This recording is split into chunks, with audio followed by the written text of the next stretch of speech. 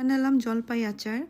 এজন্য আমি একটা হাঁড়িতে কিছু গরম পানি নিয়ে নিলাম, সাথে অ্যাড করে দিলাম ফ্রোজেন জলপাই। এখানে আমি 4 প্যাকেট জলপাই নিয়েছি, আপনারা চাইলে কম বেশি করে নিতে পারেন।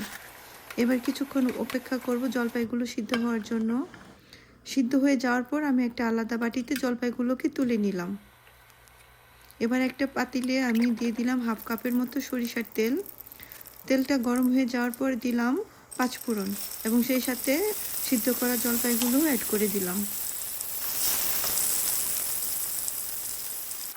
এবারে সিদ্ধ করা জলপাইয়ের সাথে হলুদ গুঁড়া, 2 চা চামচ লাল মরিচ গুঁড়ো অ্যাড করে দিলাম। সাথে দিয়ে দিলাম 1 চা চামচ লবণ, 4 চা চামচ চিনিও সাথে দিয়ে একসাথে নাড়াচাড়া করে নিব।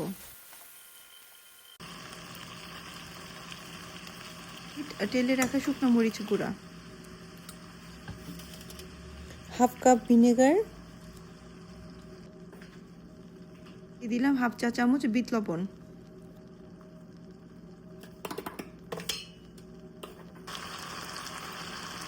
দিচ্ছি তেলে রাখা 5 ফোড়ন এবং শুকনো মরিচের গুঁড়া দিয়ে সব কিছু ভালো করে মিক্স করে নিব।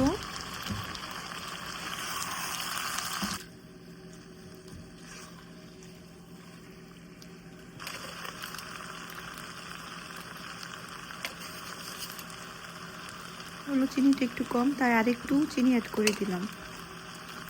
এভাবেই খুব সহজেই আমি টক ঝাল মিষ্টি জলপাইয়ের আচার বানিয়ে ফেললাম।